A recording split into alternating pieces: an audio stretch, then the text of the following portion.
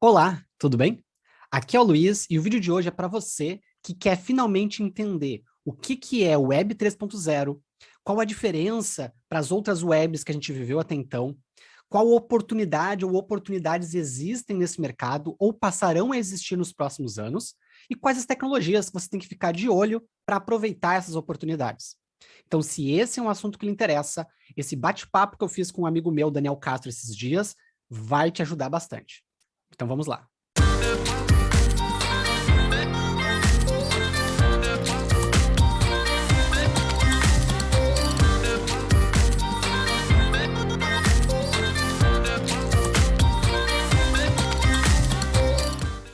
Nos anos 90 para 2000, a oportunidade da vez era fazer site, né? Então, até o início dos anos 2000 ali, com a banda larga veio para o país, né, o que dava mais retorno, tanto financeiro quanto crescimento de carreira, etc., era fazer site. Todo mundo que tinha alguma agênciazinha, alguma empresa de hospedagem, alguma coisa nos anos 2000, cresceu rapidamente. Essa era a Web 1.0, né? Tu fazia lá o sitezinho com Exato. HTML, CSS, JavaScript, quando muito Tava tudo certo. JavaScript, e É. tava tudo certo, né? Depois veio lá os primeiros back-ends, né, e tudo mais, mas enfim, era bem mais simples, entre aspas. Eu falo entre aspas porque também não tinha muita informação, né? Era mais difícil de aprender. E daí, nos anos 2000, ali mais perto de 2010, né, no final da primeira década, veio a Web 2.0, né? Então, a gente começou a trabalhar muito forte a questão de redes sociais, né, uma interação mais do usuário para com as páginas, e não aquela coisa mais estática, né? E daí só alavancou ainda mais o que o pessoal já estava aproveitando de oportunidades. Então, até 2010, eu percebi esse movimento forte aí, e eu pude ainda surfar um pouco dessa onda, porque eu me decidi, na época, me especializar em programação para web. Uhum. Né? Então, na faculdade, a gente viu um monte de tipos de programação diferentes. Eu tive a Sim. oportunidade de programar para todas elas. E eu percebi que a web estava muito mais, né, era muito mais interessante em termos de oportunidades, salários, etc. Acabei me especializando nisso, na Uhum. época, em cima da plataforma web da Microsoft. E em 2010, eu vislumbrei uma outra oportunidade. Ali entre 2010 e 2012, eu percebi que o mercado estava indo para a linha do mobile. Então, todas as empresas que até então criam muitos sites, elas já tinham nessa altura criado os seus sites, as suas aplicações web, agora elas criam o seu aplicativo. Então, em 2012, eu percebi isso mais ou menos em 2010, mas em 2012 que eu resolvi me mexer. Em 2012, eu vou para uma pós-graduação em computação móvel e, em paralelo, começo os estudos para desenvolvimento de aplicativos. Para aproveitar essa onda, né, e eu consegui surfar um bom pedaço dela. Eu entrei um pouco tarde, essa onda começou em 2010, na verdade, eu fui entrar em 2012, mas tive a oportunidade de desenvolver aplicativos para várias marcas, né? A gente, inclusive, nós trabalhamos em projetos de aplicativos juntos, inclusive, né, de clientes Exato. seus, porque naquela época ali, no início, né, da década passada, né, ali entre 2010 até 2020, estava muito em alta a questão de aplicativo. E era o que eu trazia muito forte para os meus alunos, que eu trazia muito forte nas palestras, nos bate-papos, era, galera, estudem mobile, estudem mobile, estudem mobile. E eu surfei durante muito tempo isso. E agora, no final da década passada, né, eu comecei a perceber um outro movimento. Né? Em 2017, especificamente, né, a gente teve um movimento muito forte de criptomoedas aqui no país. Muito Uhum. forte. Foi tão forte que mesmo eu, uma pessoa que não sou muito afeito a risco, eu não sou um investidor mega de risco e tal, eu sempre fui mais tradicional, renda fixa, coisas do tipo, né, eu resolvi entrar nesse mercado em 2017. Porque eu percebi que tinha uma coisa grande acontecendo ali e eu estava ficando de fora. Né? Mas no início ainda era muito só as criptomoedas em si. Né? Uhum. Ninguém, era muito só a questão do Bitcoin e tudo mais. Né? Tava começando a romper aquela barreira do preconceito até em relação à Sim. moeda, né? E eu comecei então a investir ali, a criar uns primeiros robôs de investimento ali e tudo mais. E comecei a acompanhar o mercado com uma ótica mais para onde é que ele vai. Uhum. Né? Beleza, estou ganhando aqui alguma grana com robô de cripto, mas não vai ficar só nisso. Vai acontecer coisas maiores e comecei a cuidar disso. E eu acho que o ponto de virada para mim foi em 2020, né? Que eu vi que agora não tem mais volta, quando começou a se trabalhar mais forte essa questão de Web 3.0. Né? Então eu Uhum. mencionei que a Web 1.0 é ali anos 90 até o iníciozinho dos 2000, depois 2000 em diante Web 2.0, e se começou a falar muito forte entre 2019 e 2020 de Web 3.0. que é a web em cima da blockchain. Uhum. Então, se falou muito nos anos anteriores, né? Se falava muito, inclusive, de que o Bitcoin não era a grande revolução, que era a blockchain a grande revolução. Mas ninguém sabia exatamente que revolução era essa. E quando se cunhou de fato o termo Web 3.0, foi um dos fundadores da Polkadot, se não me engano, que é uma outra criptomoeda bem famosinha, se não me engano foi um dos fundadores dela, que cunhou esse termo, fez muito mais sentido. Para que de fato, né, serviria a blockchain, uma adoção em massa, que não apenas criação de moedas digitais, porque nem todo mundo precisa ou quer uma moeda digital. Sim, Tá? exato. Mas o que levaria além disso, né? Que grande revolução era essa que tanto se falava? Então, a Web3, se a gente puder resumir numa frase, ela é uma web rodando em cima da blockchain. Né? De uma blockchain, ou de várias blockchains, enfim. Mas se a gente fosse resumir numa frase, seria isso. Bacana, bacana. E onde é que entra, né? A gente falando aí de Web3, né? Um termo muito comum que a gente acaba escutando é sobre smart contracts, por exemplo, né? Em que contexto que entra aí, por exemplo, smart contracts, como que isso se conecta com a blockchain, né? E como que isso na prática faz sentido para quem está desenvolvendo para a web, por exemplo? Perfeito. Quando o Bitcoin foi criado ali de 2008 para 2009, a blockchain já era um conceito anterior, na verdade, mas foi ali que ela teve a primeira aplicação prática e mais útil, vamos dizer assim, né? E foi para o mercado e tudo mais. Mas era uma coisa muito ligada ainda só à moeda, né? Registrar valores recebidos, transferidos, coisas do tipo. Um livro, a gente chama de livro contábil, né? Então a blockchain ela nasceu como um livro contábil, só para registrar transações. Quando o Vitalik Buterin, que é o criador da Ethereum, né, ele começou a se interessar por Bitcoin, né, começou a estudar o Bitcoin e tudo mais, ele teve a sacada de levar aquilo para outro nível. Ele olhou a blockchain e viu que ela podia ser muito mais do que apenas um livro contábil.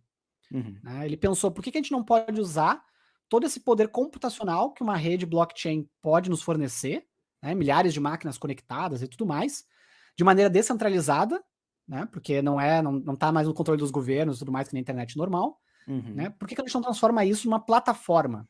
A blockchain como plataforma e não apenas como um livro contábil de criptomoedas. E aí, quando ele criou a Ethereum, né, ele reinventou a blockchain do Bitcoin, né, mas ele criou a plataforma da Ethereum, né, que ela permitiria não apenas o registro de transações, bem como a execução de qualquer aplicação que você pudesse ou quisesse criar em cima dessas mesmas transações. Então, o conceito de smart contract, na verdade, ele é um algoritmo que roda na blockchain. Se a gente fosse resumir numa frase, né, o nome ele meio que leva a gente a pensar só em contratos, né, mas na verdade os contratos inteligentes eles são algoritmos que rodam na blockchain. Né? Então você faz deploy do seu software na blockchain, por exemplo, da Ethereum, que é uma que suporta, né, smart contracts, e não é só apenas uma, como é a principal que suporta, né? E aí o seu software fica rodando lá. Qualquer pessoa que enviar comandos para a blockchain da Ethereum, informando o hash do seu contrato como endereço, o seu contrato lá na blockchain, ele vai receber a requisição, qualquer máquina da blockchain, qualquer nó conectado, né, o mais próximo vai receber essa requisição, vai executar o algoritmo, né, e vai dar um retorno, como se fosse um back-end normal, só que ele está disponível na blockchain, descentralizado, né, não depende dos serviços de DNS, por exemplo, do governo, né, que os DNS são mantidos principalmente pelos governos, né, e o que é muito legal também, tu tem atrelado a isso toda a questão financeira, né, toda a economia da rede da Ethereum, por exemplo, que é uma das maiores do mundo aí, né?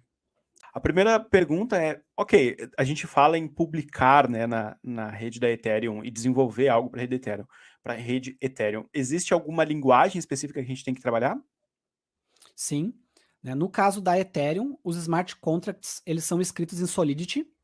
Solidity é uma linguagem de programação, eu não lembro agora em qual que ela foi baseada, mas se você olha assim, a gente que já programou em várias, não tem nada muito diferente assim, né? Eu costumo dizer que os contratos, na verdade, são classes, porque se tu olhar a estrutura de um contrato, é igual a estrutura que você lê de uma classe em Java, em C Sharp, mas ele se chama contract. Legal. Né? Então é como se você estivesse programando orientado a objetos, né? Você vai ter lá os seus métodos, né, as suas funções, que eles vão responder a requisições que vão ser feitas, né, vindo de um usuário consumindo a rede. A principal diferença, as duas principais diferenças de uma programação tradicional, para quem está acostumado com Java, com Node, PHP, etc., é que tudo custa dinheiro, né, que eles chamam de gas, né? Então, o que mantém a blockchain em pé é as pessoas conectando suas máquinas. Mas as pessoas só conectam suas máquinas porque isso dá dinheiro. Senão elas não botariam a máquina a funcionar. Então, se a minha máquina aqui, ela é um nó da Ethereum, e eu recebo a tua requisição para executar um smart contract, tu vai consumir o meu poder computacional, mas eu vou ser pago por isso. Então tem uma taxa, né, que é cobrado pelos nós da rede por fazer a execução dos programas, fazer o registro das transações, alugou o seu poder computacional para executar o contrato inteligente. Ou seja, no lugar de utilizar lá um provider conhecido, uma cloud como a AWS, Google Cloud, Azure, você tem uma rede completamente distribuída. Exatamente, completamente descentralizada, não só distribuída como descentralizada, né? Sim. De milhares de máquinas ao redor do mundo que vão receber requisições do teu software. Né? No momento que tu fizer o deploy do teu smart contract, né, ele vai ser replicado para toda a rede. Então qualquer nó da rede vai poder estar recebendo requisições dele. Sensacional. E como é que funciona do ponto de vista, que aí eu acho que entra um ponto bem importante, que é a segurança, né? Afinal de contas, no momento que a gente está falando algo distribuído, descentralizado, né, tá em diversas máquinas, como que isso é protegido, se é que a gente pode dizer assim, mas como que isso existe uma garantia de que não teremos algum tipo de vazamento desse código, ou daqui um pouco alguma questão da própria empresa que está distribuindo aquele serviço, e isso ficar exposto, né? O principal ponto, né, uma quebra de paradigma grande, porque a blockchain ela é pública. Todas as blockchains, todas não, mas as principais ali, Bitcoin, Ethereum, etc., elas são públicas. Okay. Então você tem acesso total e irrestrito a todos os dados e informações delas. Então, por exemplo, se você tem o seu smart contract publicado na Ethereum e eu tenho o hash dele, eu sei o endereço dele, eu posso ir lá e olhar ele. Então a segurança está na forma como você programa, né, para que ele seja seguro, né, e a própria blockchain em si, a própria rede em si, ela tem os seus mecanismos de segurança para evitar o uso indevido, que não são perfeitos também, eventualmente dá algum rolo. É a mesma premissa do open source, né? Mesmo eu olhando o fonte do Linux, eu não consigo invadir o Linux. Aqui é a mesma coisa, mesmo que eu olhe o fonte do smart contract, e você pode olhar isso a qualquer momento, né, que você não consiga burlar as regras dele lá. Entendi. E aí, fazendo um gancho com isso, né? Como que isso se conecta, por exemplo, com o mundo dev, né? Afinal de contas, a gente enxerga aí, poxa, vários países aderindo, tudo.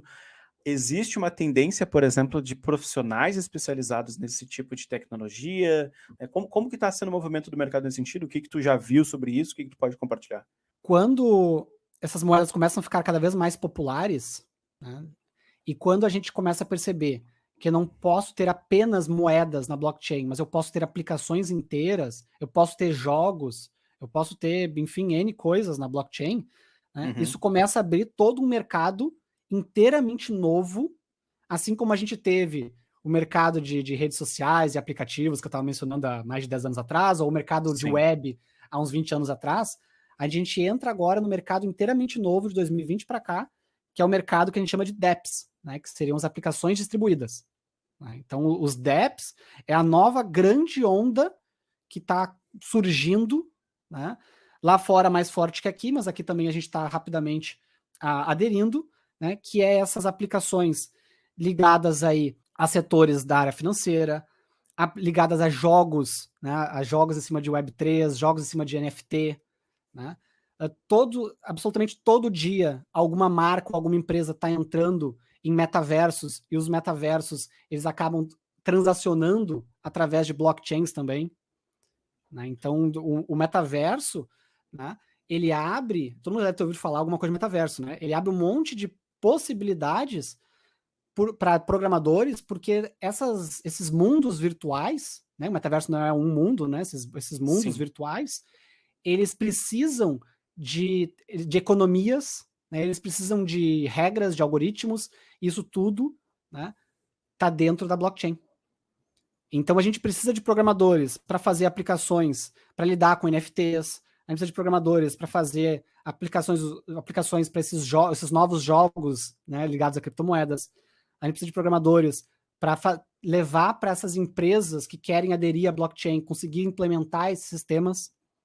Porque hoje, assim, se a gente já tem um déficit de profissionais na área de web normal, na Uhum. área de web 3.0, isso é ainda mais raro de acontecer.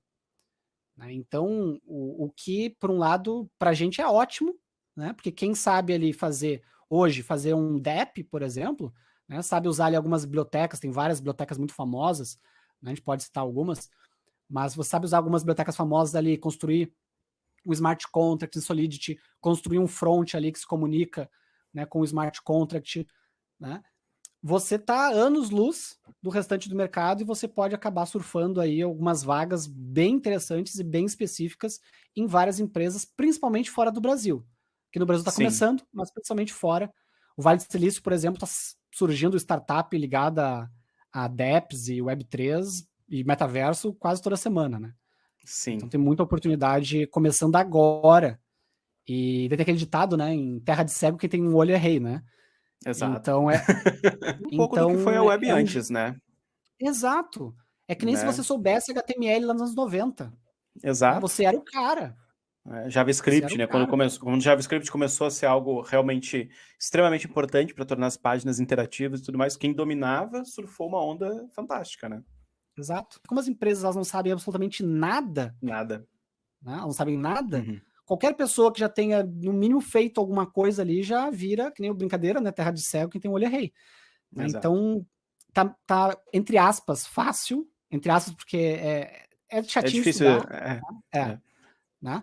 Mas é mais fácil hoje você se destacar como desenvolvedor para essa área, né, de Web3, DApps, CryptoMoedas, etc., do que para outras áreas, que são Uhum. áreas mais concorridas, onde a régua está muito mais lá em cima. Né? Pô, Exato. você vai ser um desenvolvedor de front-end hoje, vai ter que saber aí uma cacetada de tecnologia. Né? Vai ser desenvolvedor Exato. de back-end hoje, você vai uma cacetada de tecnologia. Não que não tenha que estudar bastante para trabalhar com Web3, não é isso. Mas como a concorrência ela também está menor, né, as exigências estão menores. Quanto que o conhecimento que eu já tenho hoje de desenvolvimento, né, web, a experiência que eu tenho já com back-end, com front-end, o quanto que isso é distante do que eu preciso aprender, por exemplo, para trabalhar com Web3, para começar a me preparar para esse novo mundo, né, de possibilidades. Falando de front-end, né, front-end é JavaScript. Dá para fazer de outras formas? Até dá, mas eu não acho que vale a pena, tá? Sendo bem sincero, não acho que vale a pena estudar outras coisas. Porque Uhum. JavaScript sempre mandou no front-end. Né? Não tem por que a gente querer reinventar a roda agora. Né? Então, o front-end, se você sabe JavaScript, você já tem aí metade do caminho andado, né, para entender esse universo. Sim. Agora, você vai ter que entender como é que funciona a parte de smart contracts, que aí está o grande desafio, porque é mais novo. Né? Como eu falei, para quem já trabalha com linguagens como Java, C Sharp, que tem classes, por exemplo, você aprender a criar contratos não muda da água para o vinho. É Uhum. diferente? É, a sintaxe muda? Muda. Mas não é da água para o vinho. É claro, se for a primeira coisa da sua vida que você for aprender a programar, vai ser bem mais difícil.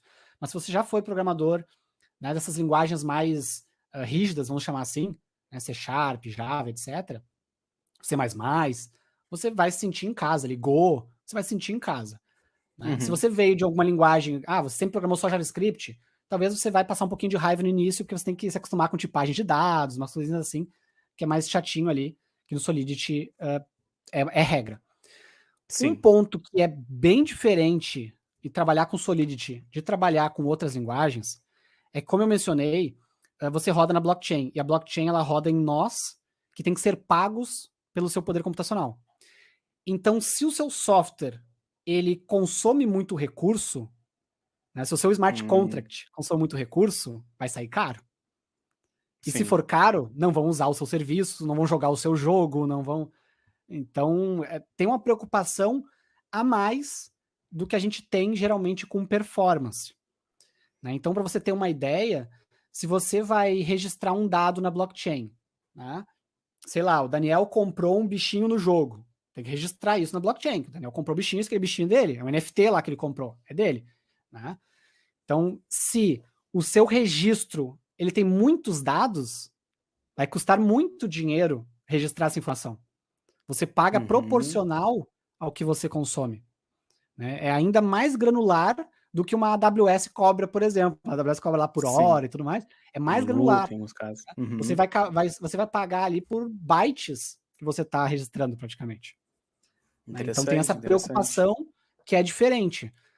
Mas vou te dizer assim, que a gente que já programa há algum tempo em outras tecnologias, novamente, não é mudar da água para o vinho.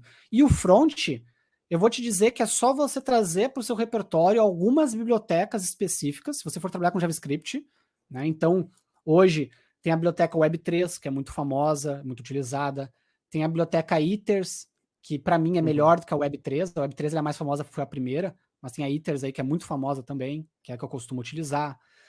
Tem a biblioteca Hard Hat, que é uma biblioteca muito utilizada pelo pessoal que trabalha com NFT. Né? Tem a biblioteca, tem o Truffle. O Truffle ele é como se fosse um SDK, né? Então você começa a criar os projetos a partir dele e tudo mais. Né? Então tem muita biblioteca lá no NPM que você tem que parar e estudar a biblioteca, procurar videoaula no YouTube, né? Porque o resto do front, você vai criar o seu front com HTML, com CSS, com JavaScript. Se você quiser meter um Bootstrap lá, um Tailwind, um sei lá o que, você pode. Se você quiser meter um React, você pode. Né? Inclusive, nos exemplos que eu tenho lá no canal, eu faço com o React, por exemplo. Né? Então, não muda o front. O back, sim, o back dele fica lá na blockchain, tem que ser Solidity, etc. Tem algumas outras tecnologias até, mas hoje o que manda no mercado de smart contract é a Solidity. Então, mesmo que você acabe depois optando por outra tecnologia de blockchain, é importante você aprender uma questão de mercado. Se você não souber Solidity, você vai tá fora. Pelo menos a parte de back dos dApps, né? Parte de front, beleza, você pode com JavaScript. E aí, curtiu o vídeo? Esse é apenas um trecho do bate-papo. O bate-papo completo, você encontra o link na descrição aqui do vídeo, é lá no canal do meu amigo Daniel. E também na descrição você encontra uma série de materiais adicionais. Também vai aparecer alguns vídeos agora na sequência, onde eu ensino na prática desenvolvimento Web3 aqui no canal mesmo. Então, se você gostou do assunto, já aproveita aí para maratonar, deixa o seu like nesse vídeo para que mais pessoas tenham acesso a esse conteúdo e se inscreva no canal, porque eu tenho feito lives e produzido vídeos sobre criptomoedas, Web3, dApps, blockchain semanalmente aqui no canal. Então, para não perder nada, tem que ser inscrito e ativar as notificações. Combinado? Então, um abraço e até a próxima. Valeu!